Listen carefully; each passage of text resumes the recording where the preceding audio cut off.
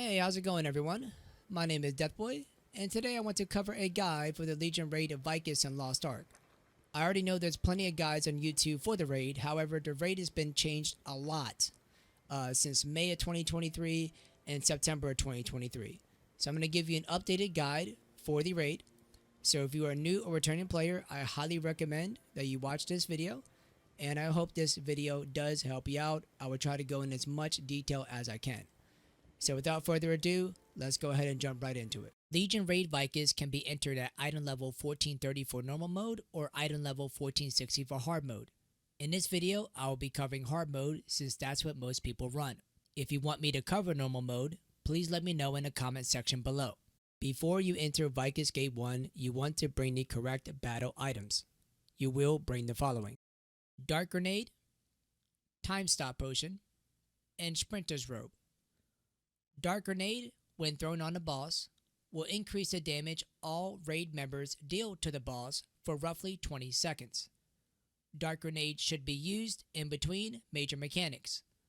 This battle item is optional and most people do not use it in Gate 1. However, if most raid members are between 1460 to 1475, it would be wise to use Dark Grenade. The more damage you deal means that you will see less punishing attack patterns and faster raid completion. At the start of Vykas Gate 1, people usually call out their clock positions for the 65 HP line mechanic. These positions are as followed: 11-1, 11-2, 7-1, 7-2, 5-1, 5-2, flex 11-7, flex 5-7. This adds up to 8 people. I'm going to explain what the positions mean later on in regards to the mechanic. I'm just letting you know now that when you enter the raid, people will immediately start calling out the spot that they prefer. There is one more pre-assigned spot before Vykas Gate 1 starts, and that is for the 120 HP line mechanic. This position is assigned depending on where you stand at the Battle Workshop station that is shown on screen. 5 people will stand at the Battle Workshop station to form a cross. This is because the 120 HP line mechanic will spawn 5 purple orbs in a cross pattern: top, middle, bottom, left, and right. If you are not one of these 5 people standing in a cross, you will simply stand off to the side. You do not have to worry about collecting the purple orb unless one of the assigned raid members collects their purple orb late. When you enter Vykas Gate 1, she will start off with 160 lines of HP. You will need to burn her down to 145 lines of HP to experience the first major mechanic, which is called Deska Lasers. I will skip to that now. At 145 HP lines, the boss will teleport towards the middle and fly up in the air. You will not be able to do damage to her while she's in the air. You're going to get a purple aura that surrounds your character and a laser attached to your character. You need to move clockwise and not overlap with any party members. If you do this correctly, you will not take any damage. Around 120 HP lines or less, the boss will teleport towards the middle, then vanish. 5 purple orbs will spawn in a cross pattern. If you were one of the 5 people that stood in a cross before the raid started, you will go to your spot and eat the orb. When you eat one of these 5 orbs, you will get an icon above your head. It will either be purple or red. You need to see which color has 3 in total, whether it's 3 purple or 3 red. In this clip, there are 3 purple icons in total, which means we will go to the purple clone. There are 3 clones in total that spawn on the map: on the right side, the top side, and the bottom side. As you can see, red is on the right hand side here, black is at the top, so that must mean that purple is at the bottom. Purple is where we will go because we have 3 purple icons in total. Once you go to a clone, you need to stand there and wait for a clone to do an attack. Once the clone has attacked, you can move to the next clone. If you feel like you cannot make it to the clone in time, you can use a Timestop Potion or you can use a Sprinter's Robe. Keep in mind that the order will always be purple, black, red, or red, black, purple. If you have 3 red icons in total, you will go to the red clone, then the black clone, then the purple clone. If your raid has 3 purple icons in total, you will go to the purple clone, the black clone, then the red clone. Around 90 to 95 HP lines or even below 90 HP lines, the boss will do the Deska Laser attack again. She will teleport towards the middle and fly up in the air. You're going to get a purple aura surrounding your character and a laser attached to your character. You just need to move clockwise and not overlap with any party members. Sometimes Vykas will do a purple blast attack. If she does a purple blast attack, it will not do any damage, but it may target 2 random raid members with an orb. This orb needs to be brought to the edge of the arena facing outside. If it faces inside, that's going to be problematic. If it faces inside, then 3 small orbs will spawn from the big orb. If these small orbs make contact with the raid member, then the raid member may be stunned for 3 to 4 seconds, I believe. And that could be problematic for the entire raid, especially if they get stunned during a major mechanic. So whatever you do, if you get that orb, bring it to the edge of the arena, facing outside. Around 75 HP lines or less, Vykas will teleport towards the middle of the arena and do something I like to call the red maze. Basically, it's a series of attacks you have to dodge. They're very easy to dodge, but if you have trouble dodging these attacks, you can use a Timestop potion. At 65 HP line or less, Vykas will teleport to the middle, then vanish. 3 black clones will spawn at the right, bottom, and top of the arena, or 5 o'clock, 7 o'clock, and 11 o'clock. If you remember the beginning of my video, everyone was calling out their clock positions for this mechanic. There's 5-1, 5-2, 7-1, 7-2, 11-1, 11-2, flex 5-7, and flex 11-7.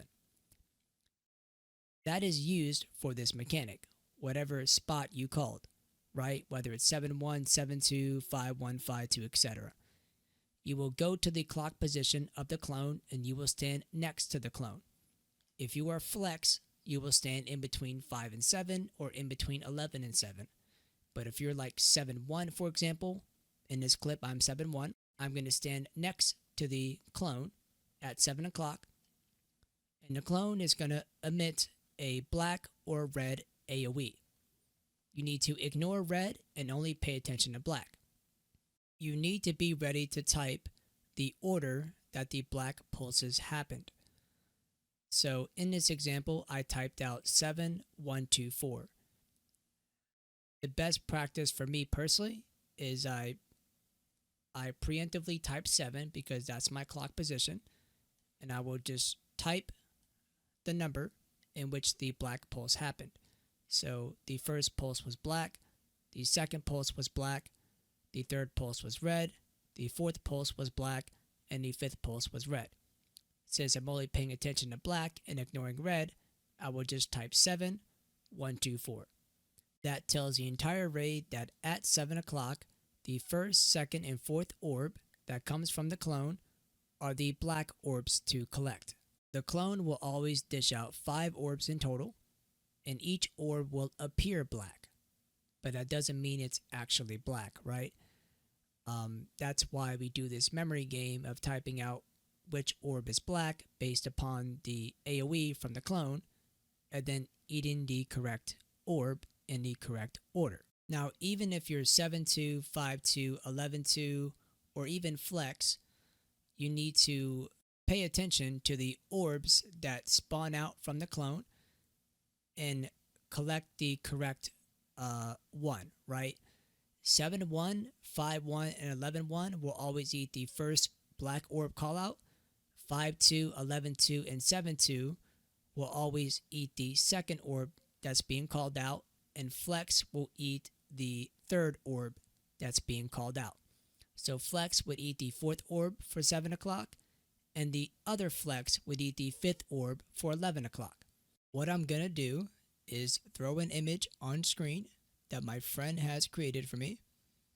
This image will show you what patterns you can time stop. The only pattern that will guarantee your death if you're by yourself is the 1-3-5 pattern. You can time stop these black orbs. You technically do not need 3 people at any spot to complete this mechanic if you utilize your time stop. So pause the video, take a screenshot of this image if you want. I'm sure this image will help you out in the future. I'm going to show a demonstration of how to correctly time stop when there's 2 black orbs back to back. In this clip, the pattern was 7-1-2-4, and our third person, the flex, was dead. So before the first orb hit me, I used time stop. Time stop will last long enough for the second black orb to hit me, and during time stop I am invincible, so I do not get a debuff. I forgot to mention this earlier, but when you collect a single orb, you will get a debuff, and that debuff will not allow you to collect another orb. If you were to collect another orb with that debuff, you will die. So using time stop when you are alone or when your flex is dead will be useful. After I time stop, the 7-2 person was supposed to take the 4th black orb but did not. Because of this, Vykas did a map-wide attack. Vykas will always do a map-wide attack if any black orb hits her. However, you can survive this attack under certain circumstances. Your support utilizes a damage reduction ability like Paladin Godsent Law. Gunlancer uses his party-wide shield, or support uses their awakening. The final mechanic in Vykas happens around 35 to 40 HP lines, and it's simply the red maze attack that I explained earlier in the video. The boss will teleport to the middle, and she will do what I call a red maze. You will need to dodge the red telegraphs by standing in the openings there, and you just basically don't get hit. If you are having trouble with this, you can use a time stop potion, or your support can use an awakening to give you a massive shield. So after the final mechanic, red maze, around 35 to 40 HP lines, you basically burn the boss down to 0 HP, and that will complete the gate. What I want to discuss now are some random attack patterns that Vykas will perform in between major mechanics. I will also put a link in the description of this video that will lead you to a website called Mobalytics. They make wonderful written guides for Legion raids. However, some of the information for some of these raids are outdated, including Vykas, but the random attack patterns for Vykas Gate 1 have not changed at all. So it's a wonderful source to go to if you want to read up on normal attack patterns, but I'm still going to go over them in this video. Purple darts. Vykas will throw 7 purple darts in front of her. Then the darts will travel behind her. Getting hit by any of these darts will cause slight knockback. After she throws out these purple darts, she will teleport and perform the attack again. This attack does a lot of damage, so it's best to avoid by standing on her side. Tornado backflip. The boss will dish out a purple tornado in front of her. If you are hit by this tornado, she will follow up with a backflip that will knock up anyone standing in front of her. If no one gets hit by the tornado, then she will not follow up with the backflip. This can be avoided by standing behind her or on her side. Dashing tornado.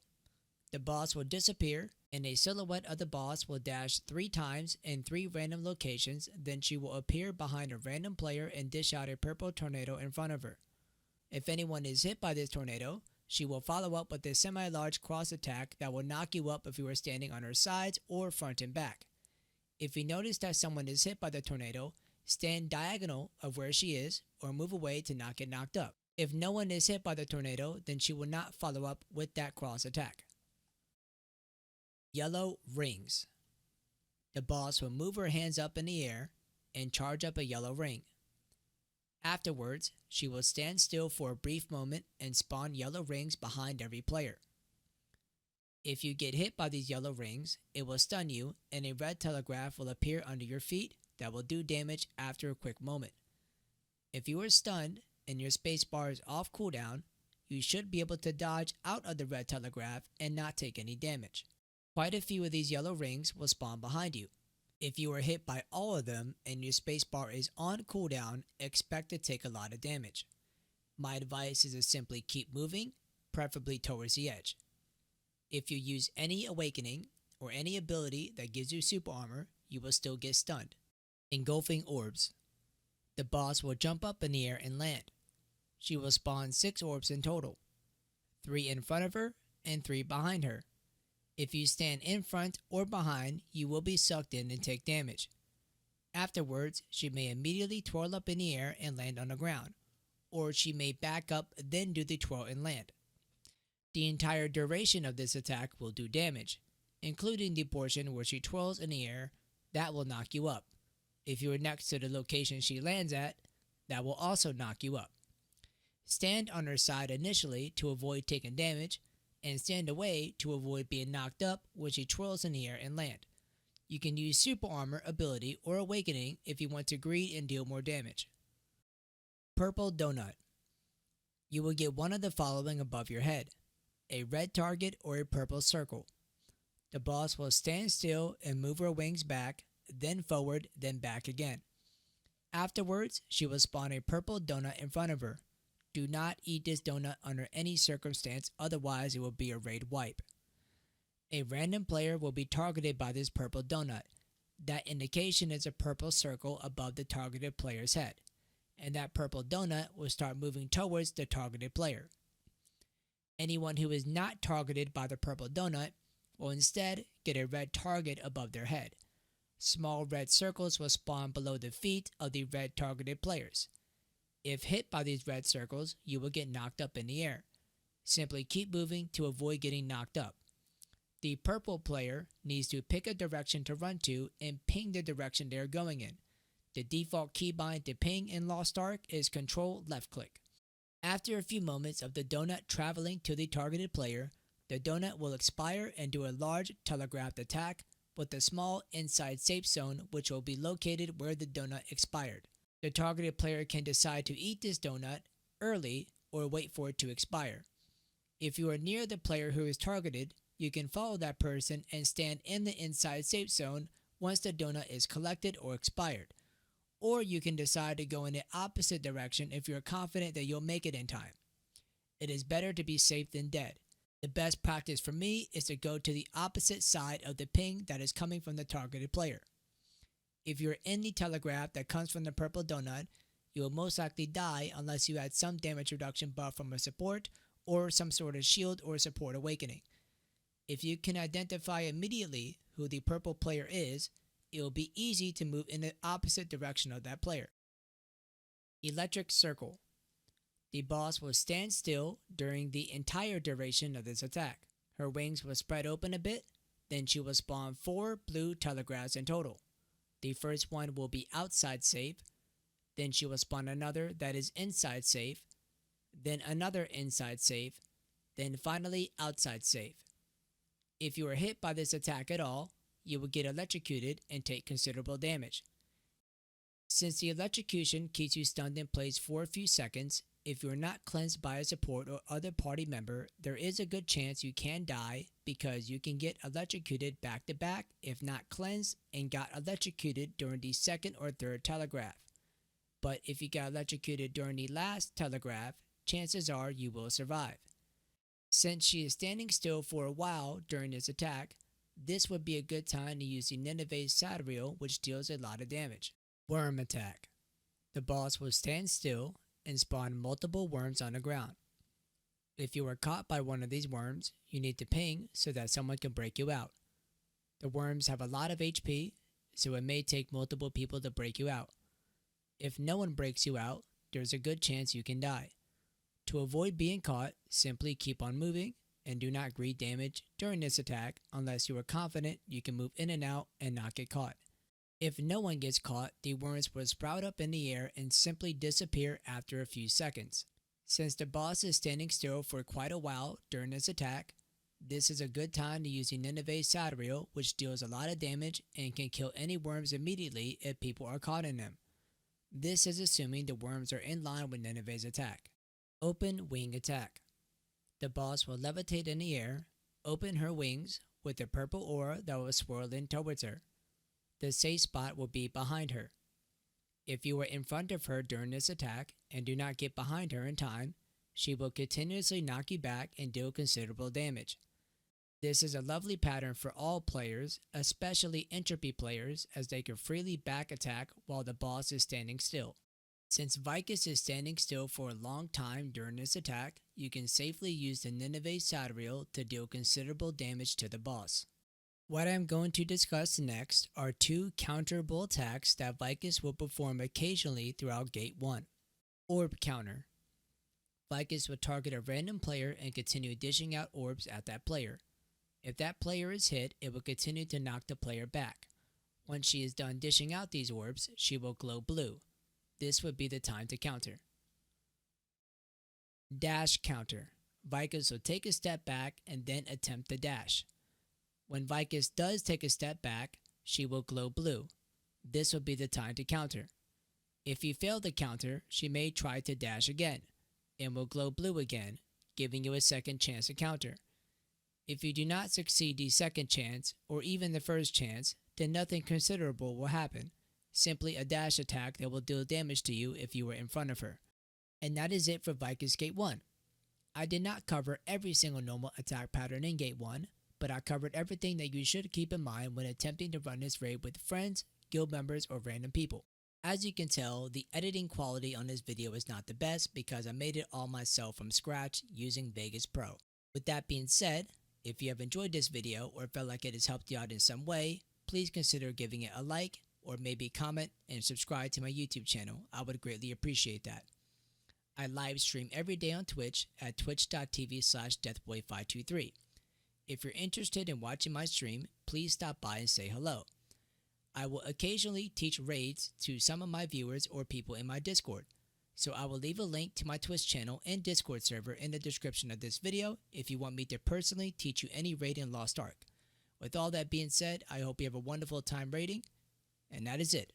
Peace.